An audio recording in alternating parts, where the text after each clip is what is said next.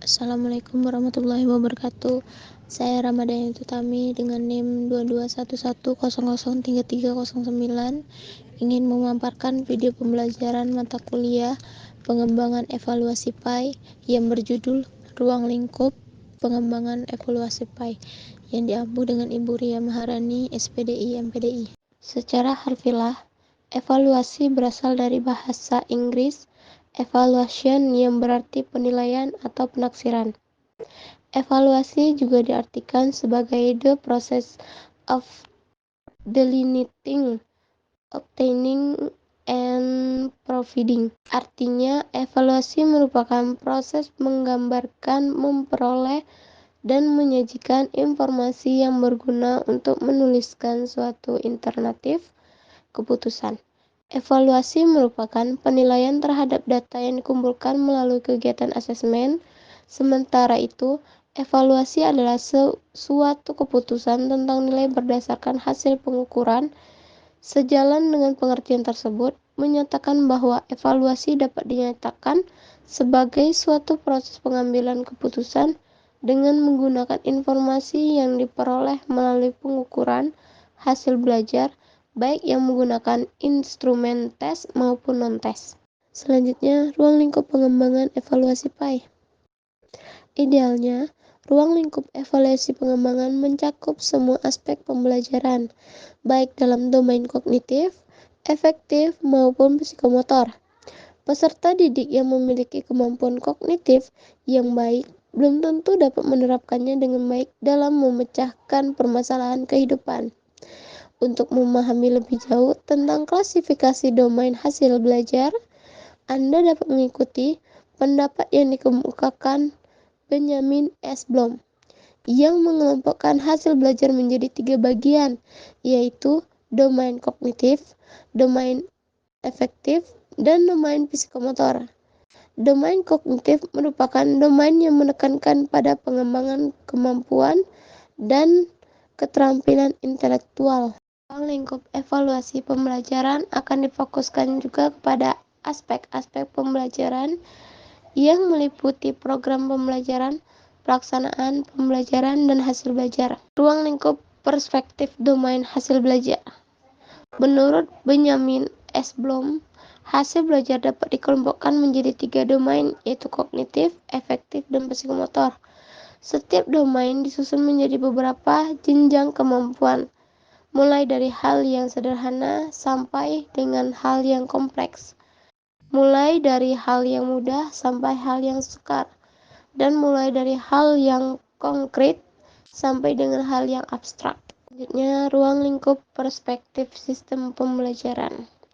Ruang lingkup evaluasi pembelajaran hendaknya bertitik tolak dari tujuan evaluasi pembelajaran itu sendiri.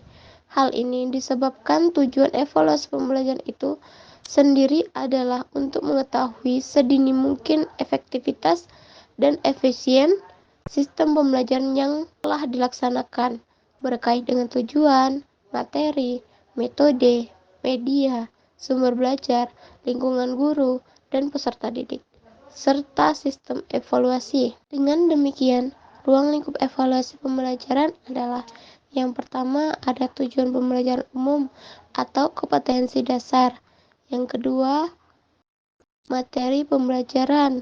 Yang ketiga, metode pembelajaran, media, sumber belajar, dan terakhir lingkungan.